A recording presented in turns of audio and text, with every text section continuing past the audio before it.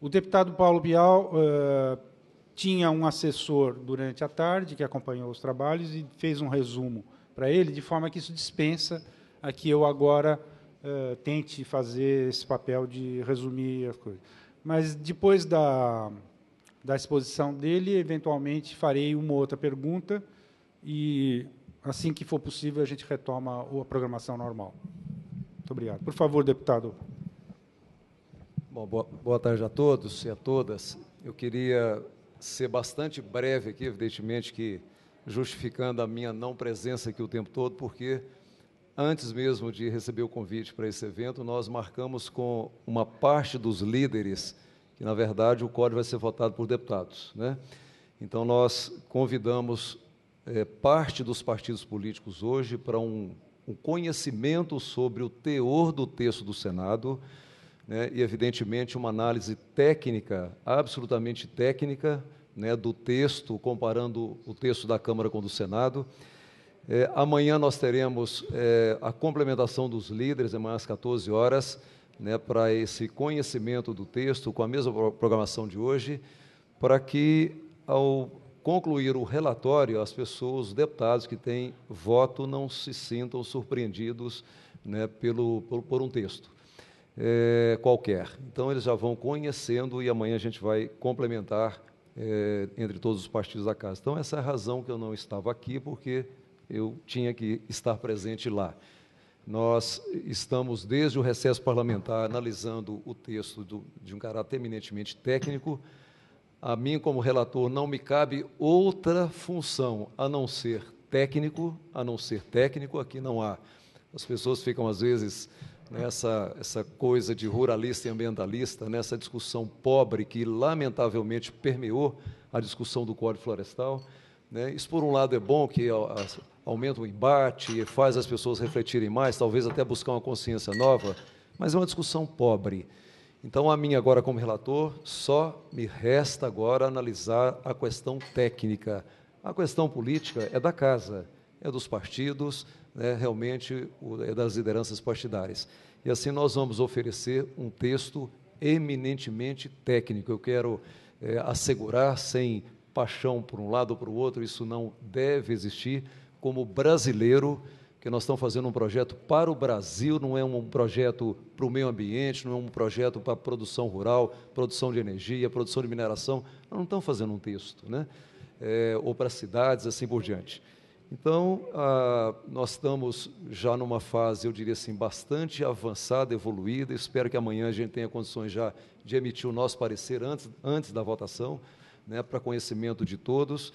E eu só sinto também, como pesquisador que sou da empresa de pesquisa agropecuária do meu estado de Minas Gerais, né, eu sou da IPAMIG, que faz parte do sistema Embrapa, lamentar, né, como muitos já identificaram, e a tônica aqui da reunião de hoje, a falta de ciência, a falta de tecnologia no Código. O Código tem muita regra e pouco conhecimento, pouca inteligência, né, as regrinhas de um governo federal que não confia nos estados, que não confia nos municípios, um estado que também não confia nos municípios, e, na verdade, nós não temos um pacto federativo ainda nesse país, não é só nesse aspecto ambiental, mas em toda a vida, né, da sociedade brasileira ainda. Estamos evoluindo.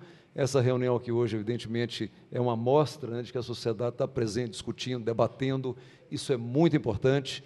E, portanto, eu quero aqui cumprimentá-los, né, por esse debate, né, vou pegar esse material, analisar, já sei por alto o teor da discussão aqui hoje, né, e, no mais, é dizer que a gente só pede a Deus e peça a oração de todos para a gente chegar num texto o melhor possível. Não vai agradar a ninguém, né, porque é uma matéria polêmica, mas vamos chegar no melhor texto, que seja um texto bom para o Brasil. Isso é que é o mais importante, e que o Brasil possa aproveitar seus 500 milhões de vegetação nativa, dessa biodiversidade, que possa investir mais na ciência e tecnologia, para a gente aproveitar essa biodiversidade para nós, né? E é possível, e, evidentemente, sem desconsiderar que um novo modelo, né, de produção no mundo é um movimento mundial. O Brasil jamais irá contra essa maré, né, que está aí.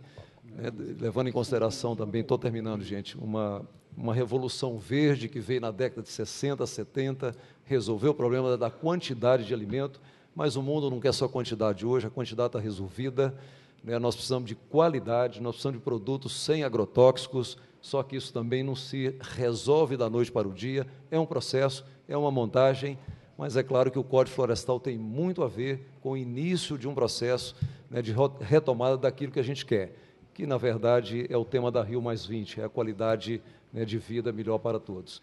Então, quero receber de cada um as sugestões, há tempo ainda, mais esse restinho de semana, né, para a gente poder aproveitar tudo aquilo que for bom e de interesse para o nosso país. Obrigado. Muito obrigado, deputado Paulo Pial.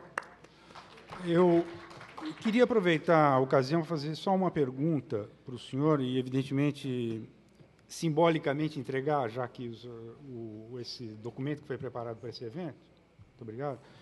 Mas que é a seguinte, se fosse possível resumir em poucas frases o que foi um consenso aqui, durante essa tarde, eu diria, basicamente, o seguinte, reconhecidos os avanços que foram feitos no Senado, mesmo assim, a opinião de cientistas e técnicos, principalmente de um agrônomo, sobre coisas que ainda ficaram por causa do atropelo, porque o senhor sabe muito bem, e acompanhou isso, apesar de estar na Câmara, enquanto o procedimento estava ocorrendo no Senado, o senhor certamente acompanhou, que existia uma pressão muito grande, que a questão tinha que ser liquidada em dezembro, etc., etc.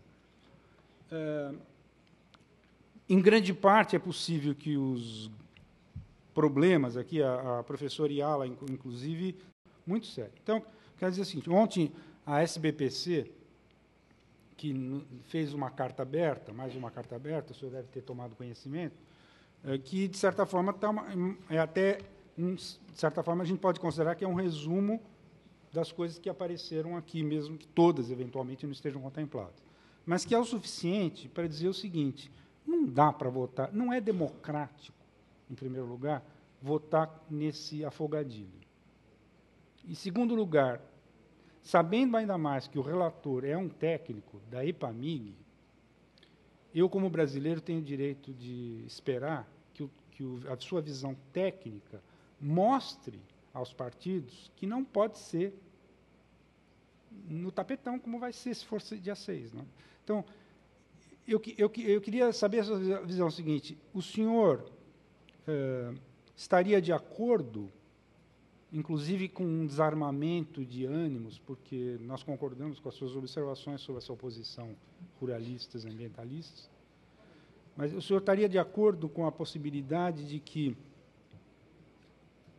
se abrisse pelo menos um prazo de discussão na sociedade maior, em função do seu relatório, até porque, se eu entendi bem, os senhores deputados não poderão acrescentar, eles só poderão tirar coisas. E, certamente, o perigo de que... Você sabe que, na abertura, na mesa de abertura aqui, alguns dos seus colegas deputados chamaram aquele projeto inicial votado na Câmara de monstrengo.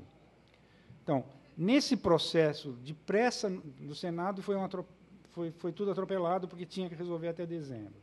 Agora, a gente analisando o texto que saiu do Senado, concordamos que ainda, apesar das coisas que melhoraram, tem muita coisa absolutamente contrária ao avanço do conhecimento científico até o momento. Será que não seria muito arriscado continuar com esse espírito de que tem que ser votado tão rápido, tem que resolver agora?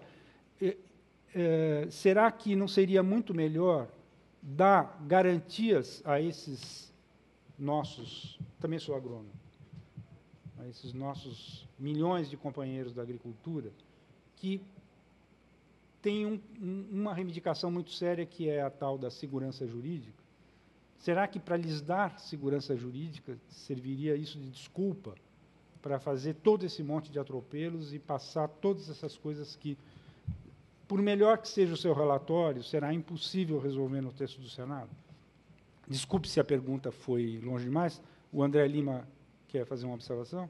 Eu quero Aproveitar essa oportunidade, porque é raro, né, a gente ter essa oportunidade de poder falar direto com o relator e com tempo assim, para poder dialogar. E reiterar, eu não sou agrônomo, mas sou advogado e trabalho já há 18 anos com a área do direito e florestal. E aí faço a seguinte pergunta, deputado. O senhor disse que o seu relatório é um relatório técnico, não é um relatório político, né? Do ponto de vista técnico, né, na visão do senhor, a não recomposição de áreas desmatadas ilegalmente até julho de 2008 não é uma anistia? É uma pergunta técnica, né? A redução de recomposição de áreas de preservação permanente desmatadas de 100 metros para 15 metros não é redução de área de proteção? São duas perguntas assim bem objetivas tecnicamente, já que o senhor disse que o relatório vai ser bastante técnico. Bom, eu queria inicialmente dizer o seguinte, que nós podemos fazer 3 coisas agora, como casa revisora que a Câmara é. Podemos suprimir texto, que o Senado acrescentou o texto da Câmara, podemos substituir texto do Senado por texto da Câmara, texto original, e podemos fazer emenda de redação, nada mais. Eu vou dar um exemplo aqui, né, que o pessoal da área do setor agropecuário está reclamando. Irrigação, agricultura irrigada, é uma coisa importante. Né? Está fora. O Código não mencionou. A irrigação vai ter que se valer da Resolução 302 do CONAMA para continuar existindo. Né? Passou pela Câmara, passou pelo Senado, e nós não podemos acrescentar. Estou dando um exemplo, né, que foi uma demanda que chegou para nós e nós não podemos consertar. Né? Então, nós temos limitação agora, né, regimental, para poder acertar o texto, e não haverá consultor. Eu vou ficar vigilante, como houveram denúncias da Câmara e no Senado, que acertaram no tapa, né, texto que não foi aprovado pelos relatores, e assessores, né, do Senado acertaram um texto lá depois da meia-noite, né, assim, que brincam por aí. Então, as bobagens que a professora Yara mencionou aqui talvez seja fruto. Pois é, isso roda por aí, isso é um absurdo, né, se aconteceu. Então, eu quero ficar atento para ver se não aconteça esse tipo de coisa. Bom, mas é só isso que nós podemos fazer, né, não podemos fazer mais nada. A confecção de lei no Brasil, eu não sou advogado, doutor André, mas, olha, gente, lei nesse país já nasce um cipoal jurídico. O código é a mesma coisa. Eu estou dizendo isso porque esses últimos dias eu estou passando com 8, 10 consultores, com técnicos, né? E tem hora que a discussão em cima de um item, né, de um artigo, né, ou de um inciso ali, um entende que a compreensão é para cá, outro entende que a compreensão é para lá. Vocês imaginam um promotor, imaginam um juiz para tomar uma decisão em cima de um texto dessa natureza. Então, a lei brasileira, lamentavelmente, é isso, é um cipoal, alguém leva vantagem com isso, né? Mas a sociedade brasileira fica desguarnecida, insegura. Todos os códigos são da mesma natureza, né? Lamentavelmente.